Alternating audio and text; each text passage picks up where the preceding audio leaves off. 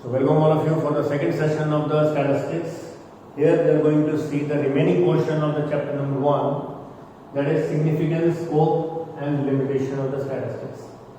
So starting with the significance, first of all we say it is concerned with the numerical expression of the data. As we have told in the definition also, that statistic undertakes the quantitative form of data. It means we just need to express whatsoever the data of statistics only on the basis of numbers, facts and figures. So first significance is the statistics is expressed in numbers, or we have to undertake numerical expression of statistics. Second, we can present our statistics in a very easy and simple forms. How come? In the form of table, in the form of series, in the form of diagrams, as we wish and we want. The presentation does not have any formal principles to be followed. You just need to understand. If you need to develop your table on your own kind, you can easily develop. You can frame your own heading respectively, but that should be pertaining to the objective of the study or objective of the statistics.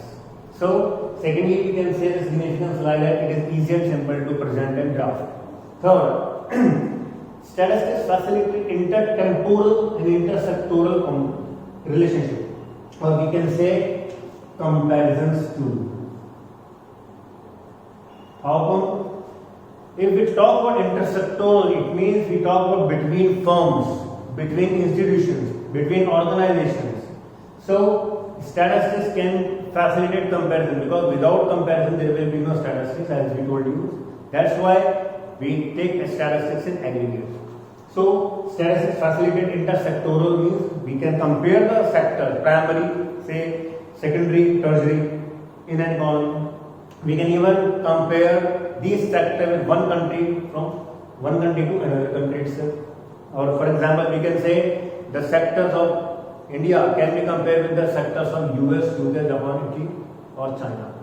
So likewise, we can facilitate intertemporal also. Intertemporal means between time periods.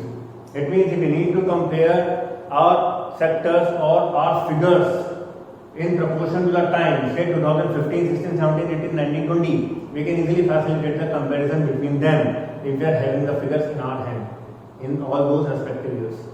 Now, then we are going to have the significance of it establishes the cause and effect relationship. How come? Take an example of demand. If we talk about the demand when generated, or if say the consumer are getting high, it will lead to, or it will make a cause of a demand to rise. When demand will be rising more than the supply, it will give the effect of the price to rise. It means whenever the demand is rising more than the supply, it will lead the effect of price to rise. So increase in demand will lead to increase in price, right? But as again we say, if the price will increase, demand will fall. That all we need to see from the point of view of microeconomics. So we can say in statistics there is a cause and effect relationship. So whatever we are seeing, we can say all the micro variables, if they are combined together or we just make them in aggregate, we can study macro variables too. For example, per capita income can be join together to get national income. Demand of all consumers and producer can be added, or we can make a sum that will lead into aggregate demand. That we are going to study in 12th. So statistics can facilitate cause and effect relationship. Whatever be the cause through which the demand rises will lead to give the effect of price to rise. That I told you. So then policy formulation and factor decision making. See, we have given the definition in similar sense also. And the last movement was our interpretation of data. Interpretation of data basically concerned with the effective decision making and policy formulation. How can we overcome the previous year targets? We need to raise the level of profits, we need to raise the level of performance from the past period in our current period. For this, we need to frame suitable policies. Taking the example of this period that we are under the state of lockdown, how can we frame a suitable policy that will be entirely based upon the situation of current? It means we need to pick up the stats of today and we need to formulate the policy accordingly for the betterment of economy, for the betterment of the people of India.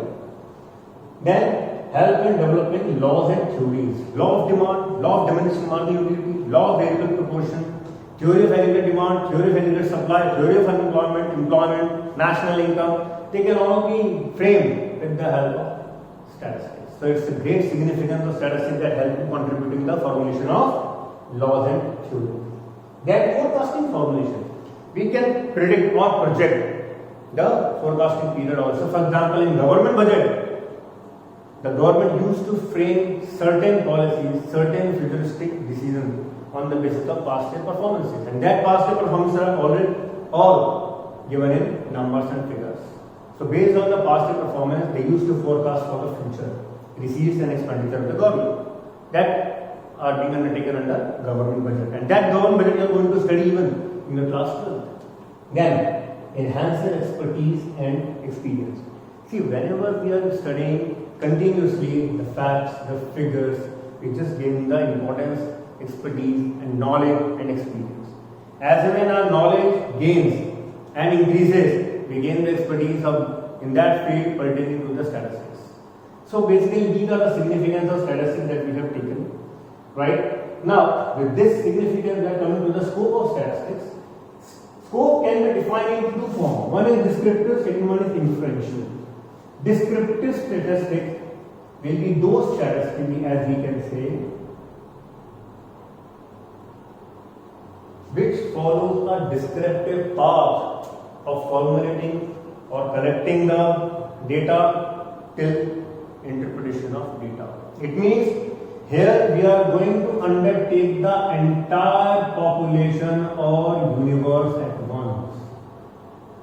It means such form of statistic undertake the contents or unit of all units of the population or universe. Here we say the population means the entire units of a particular area, particular segment or particular group.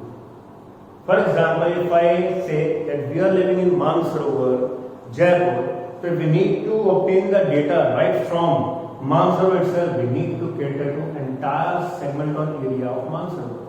Let it be Hirapad, let it be VD Road or Rajatpad or Kaveripad, SFS. We just need to take all the areas of Mansarovar in order to get the data completed. So, descriptive statistics basically undertake various measures of central tendency tools such as mean, median, mode, right, measure of dispersion, etc.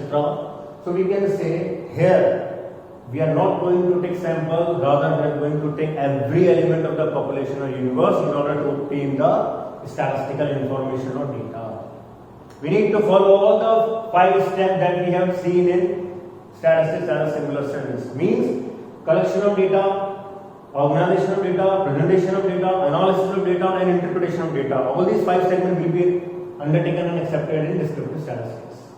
Whereas, if we talk about inferential statistics basically undertake the sample.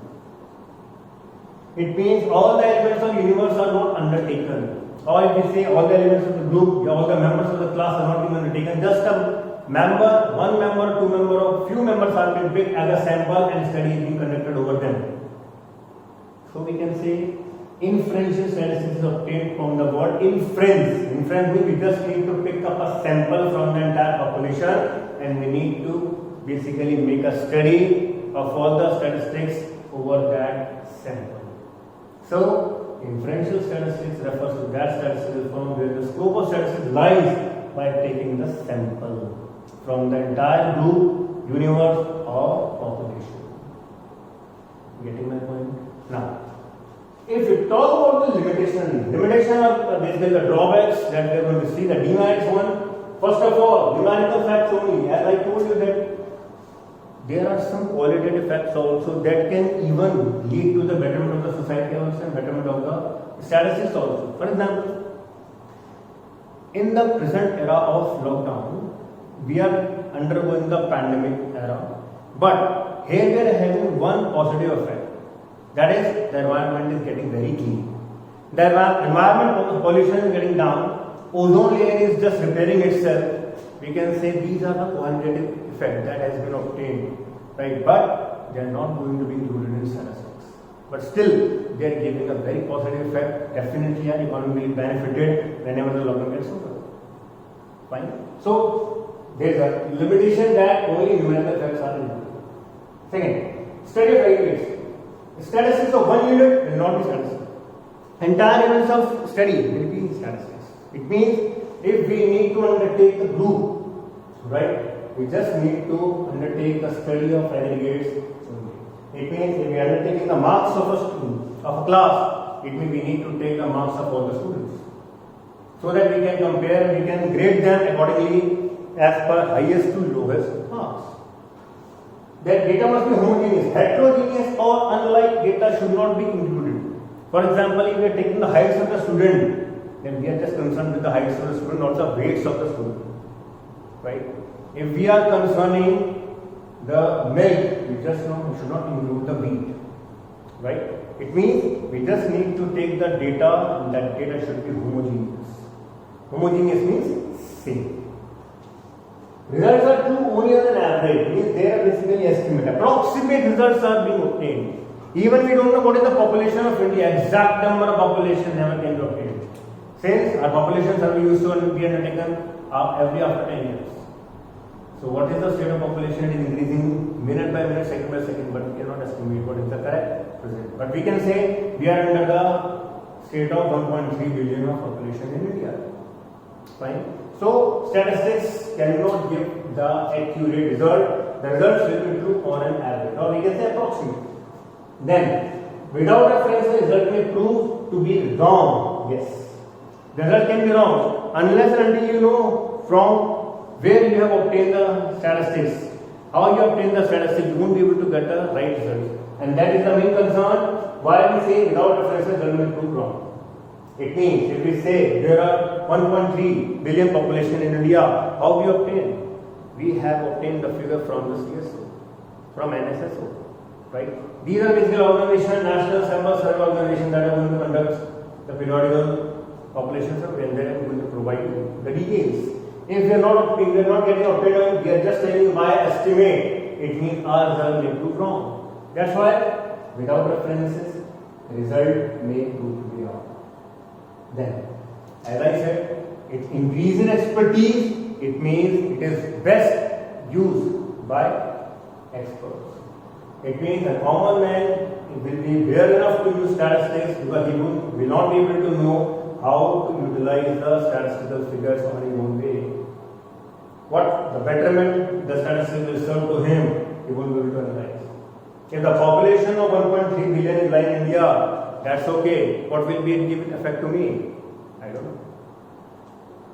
But it will give effect to the economy as a whole. In several economies, when they are studying population and when they are relating this population with the economy of India, with the national income of India, with the employment of India, with the aggregate demand and supply of India, they get the results. They get better results.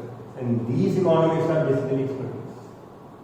Now, possibility of misuse. Definitely it's possible to misuse because it is being collected by humans, interpreted by humans, and channelized and just give the results by humans. Human can misuse and can just convert the data for their own means, for their own personal gains. It means they can just window dress the figures and they can just lead the things to be false. So we can say statistics can prove anything, statistics cannot prove anything. This is a statement that tells us about the distrust of statistics. It means it is being stated that statistics can prove anything, statistics cannot prove anything. And it is a distrust of statistics where we can say that it is prone to misuse. If they are prone to misuse, it means we can manipulate or the person can manipulate the statistics on their own use. It is very difficult for us to just undertake the accuracy and the right worthiness of the statistics unless and until we need to justify the reasons or references behind it. Fine. So students, this is the basically first chapter that we have undertaken, that is introduction to statistics. I hope that this will be more helpful for you all in completing assignments too. Right, and the next session we are going to start with the chapter number 2. Till then, thank you so much students. Stay healthy, stay happy. and see you next time. Thank you.